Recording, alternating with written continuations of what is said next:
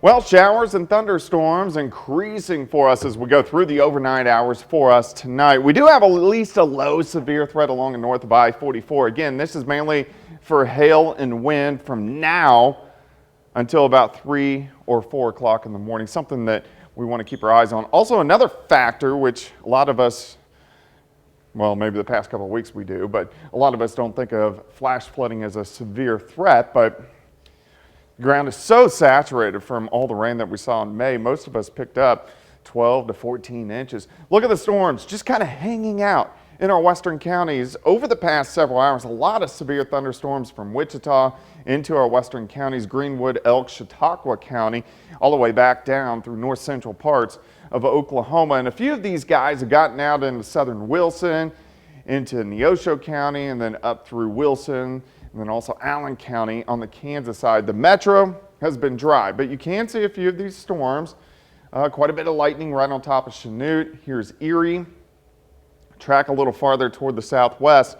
Here's Fredonia. So this cluster will continue to work off toward the northeast. So may clip Fort Scott, then up toward Pleasanton.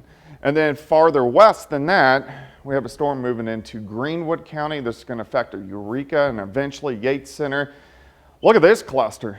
Elk, Chautauqua County. Look at all the lightning.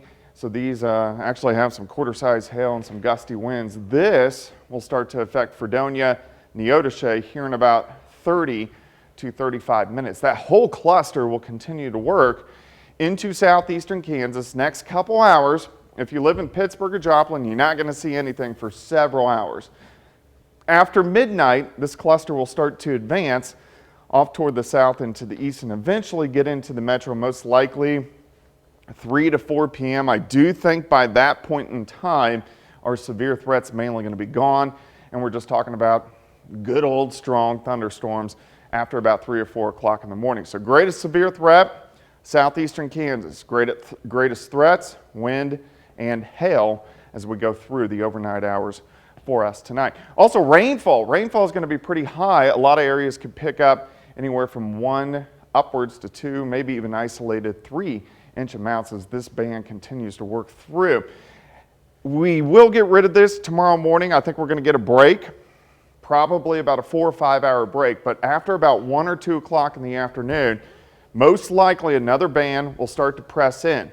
As these get into the metro at about 3 or 4 o'clock, we are going to have a low severe threat again late tomorrow afternoon. The main threat again will be gusty winds and some large hail. Here's your day planners starting at 65, 73 by noon. High temp 78, south winds briefly at about 5 to 10. All this rain gets out of here by the time we head into Thursday morning. We get to dry out just a little bit. 78 tomorrow, 74 on Thursday. Slight chance for an isolated storm Friday. A little bit better chances, mainly overnight storms for the weekend. I know it looks like a lot of rain. These are mainly clusters during the overnight hours. I think the days look okay. That's good. Yeah, because the days are when we're likely to be outside. Yep, makes sense. It sure does. Thanks, Doug. Here's a look at our tower camera sponsored by R.E. Smith Construction. There it is.